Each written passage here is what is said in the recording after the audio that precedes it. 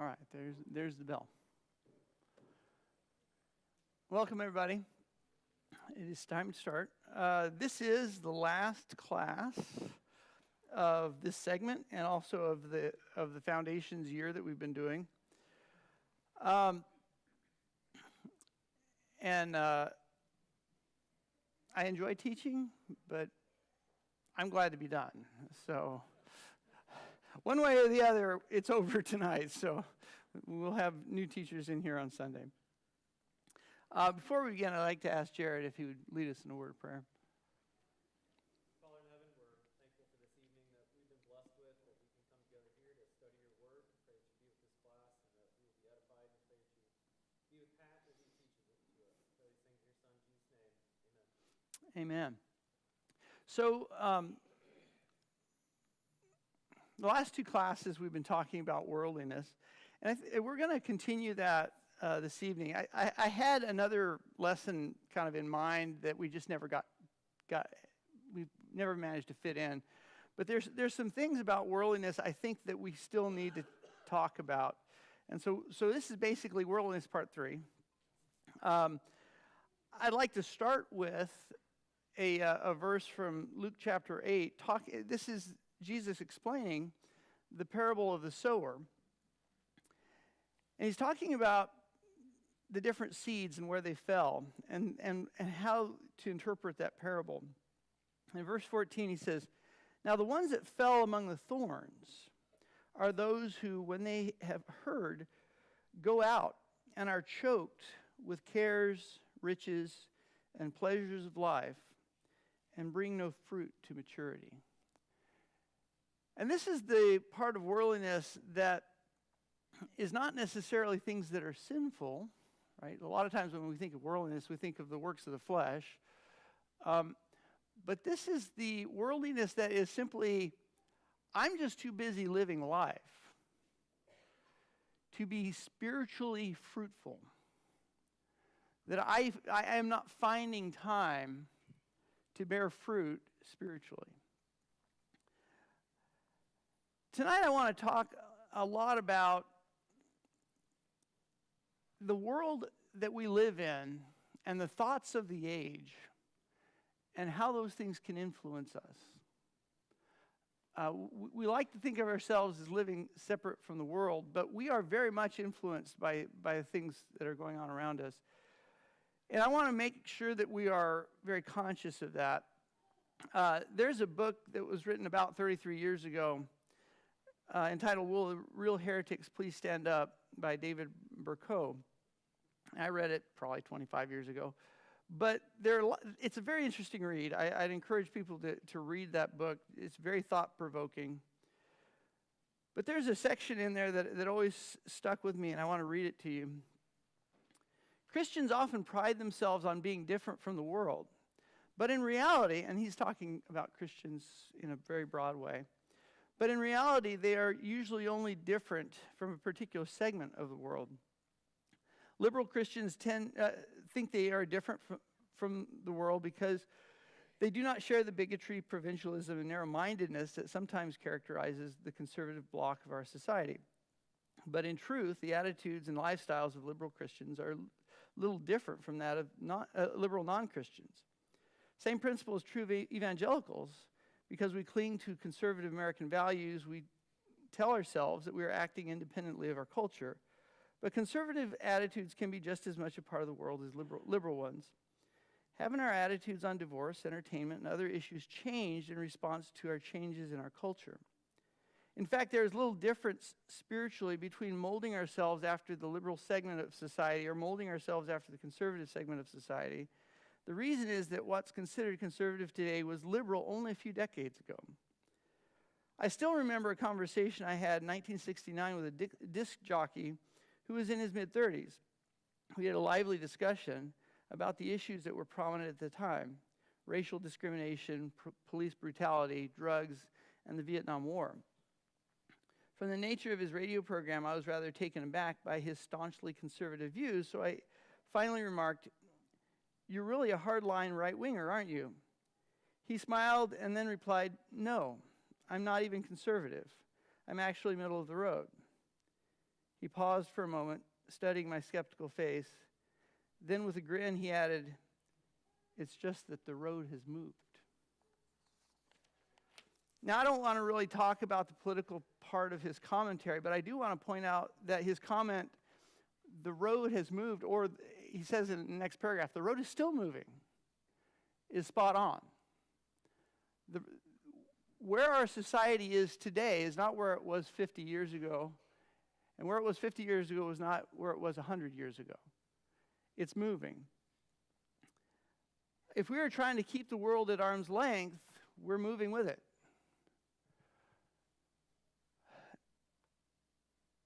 What should be happening is the distance should be growing as we grow closer to God and the world continues to move farther from Him. So I want to spend a little bit of time this evening talking about how our society attempts to influence our thinking on various topics. So the first topic I'm going to throw out there is drinking. Okay, how does our society try to influence our thinking about drinking? I'm not even going to address whether a Christian can drink or not. I want to talk about what is the society trying to tell us. Skylar.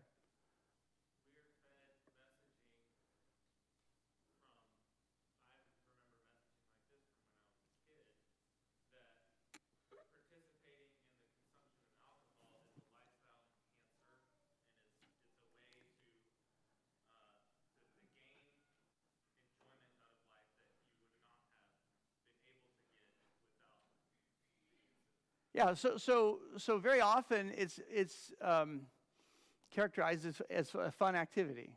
Is that true? Yeah. You know what's interesting? I was reading a paper. Do a little web search on this, right? I was reading a paper. People had actually studied how drinking is characterized in media, and I was shocked, and it wasn't actually a surprise when I started to think about it. Animated kids' movies, it was astonishing how often there was some form of drinking in there. Where one of the characters accidentally gets some, but there, even there, like you said, as a kid, right? You see it. What other things are there that are trying to influence our thinking on this? How else is it portrayed? Legalistically, they try to cover themselves by advertising and then say drink responsibly. Yes. Yeah, drink responsibly. Is that possible? Go ahead, Sherry. Okay. Yeah.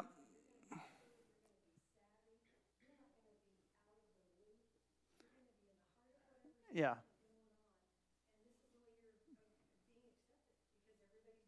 Yeah.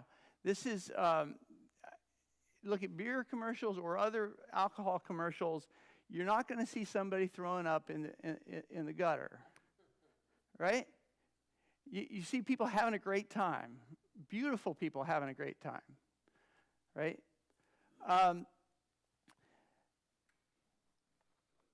Any other ways that our culture can affect our view of drinking? Go ahead. There's been a shift in smoking.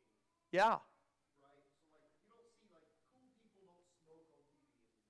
Yes. That's not a thing anymore in any movie. The cool guy doesn't smoke. I think alcohol is going to turn the same direction. I can think of, specific movies that I've watched recently where alcohol has been displayed in a very negative light. Yeah. Where it shows, the villain in the movie is the alcoholic. And you see him destroying the lives of people around him and how negatively the alcohol impacts people's lives. I think it might trend the same way smoking did. Okay.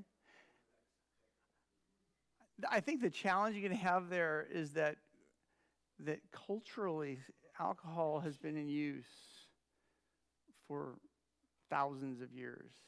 And it is, entire cultures, it is ingrained in and inextricably linked to social interaction. Okay. My family is German on my mother's side, Irish on my father's side. They're all Catholic. And I tell you, you cannot have a get-together, family get-together without alcohol. It just always happens, right?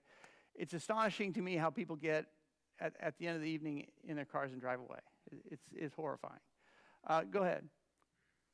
Well, I was gonna point out, like during the 1800s, Americans drank a lot, Yeah. like way more than we do today, like per capita. And then all of a sudden, the society got together and decided to do prohibition, Yeah. and they got rid of it entirely. Like my observation, I mean, like, and our society came from somewhere. Yeah. Right? Like we haven't always been some like righteous, pure society. Like the society, like my observation was like the society is going to whipsaw back and forth. 50 years ago, everybody smoked. I remember seeing gentlemen standing outside the church building. Yep. Smoking. Now everybody knows he smokes. And then we did the same thing with drinking. So it's gonna probably do this back and forth. I don't know. It's just like as a Christian, I almost don't really pay too much attention to which way the society is whipsawing back and forth, because otherwise I'm chasing after what they think is. Yeah. There's a couple of things I want to say there. Sometimes a society drifts in a particular direction, and sometimes it is driven in a particular direction. So the idea about smoking, there was a concerted effort to drive our society away from smoking, right? And it was largely successful. I mean, there's still smoking, but the attitudes within our society about smoking are largely negative now. And it's largely because of a public campaign to do that, right? Go ahead, Lynn.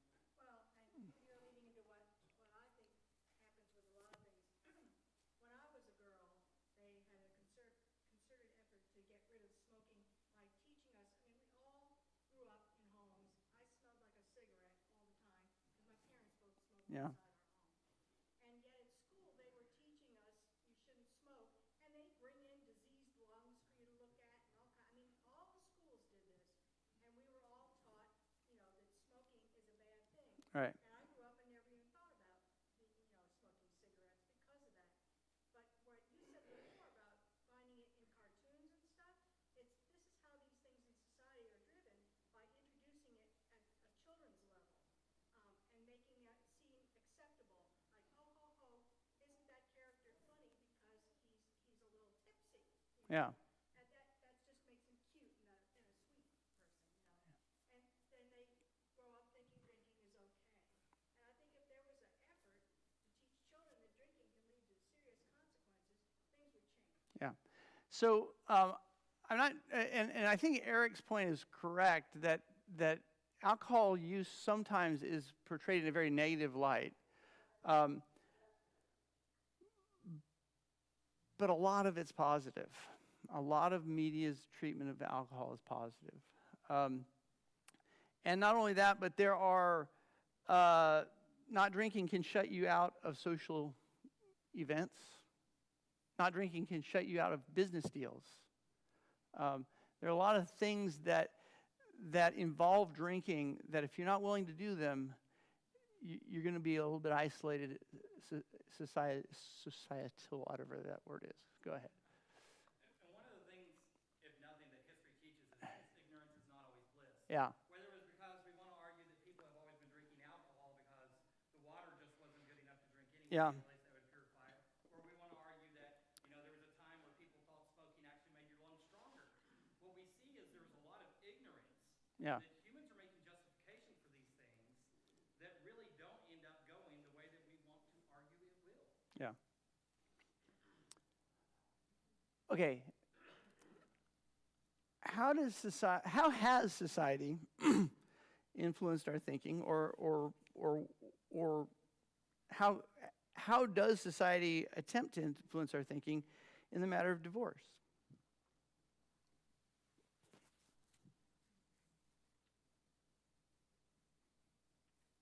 And I don't mean by that there's like this conscious effort, but rather just simply our society. Go ahead.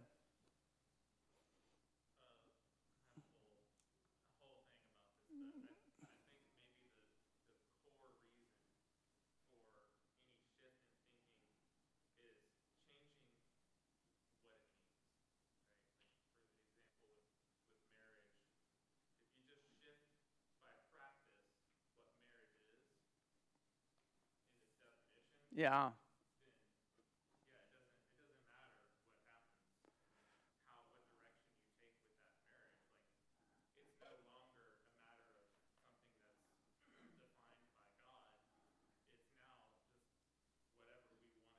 Yeah, in fact, I've heard that there are proposals of making short-term marriages, 5, 10 years, that expire. All right? Go ahead.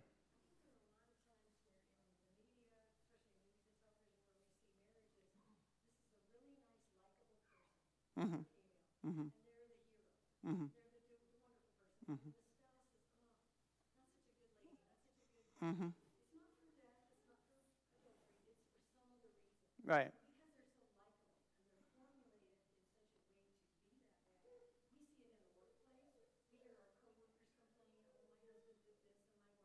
Right.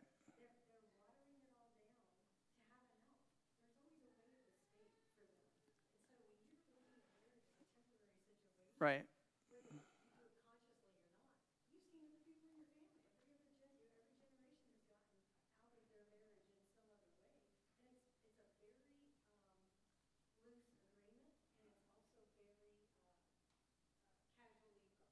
Okay. Okay. Let me summarize real quick. Skylar mentioned the fact that our society right now is attempting to redefine marriage. Right. There's already been some redefinition, and we'll talk about homosexuality in a minute. But the idea of a man and a man getting married, a woman and a woman getting married, that's now legal in most states. And I mentioned the fact that some people have floated the proposal of short, term marriages where there's a certain length of time. There's one thing I think that is the most influential thing about divorce, and that is how common it is. It is exceedingly common, and sometimes it's portrayed as healthy, right? As in that relationship was toxic, it was bad for you, you needed to get out of it. Go ahead.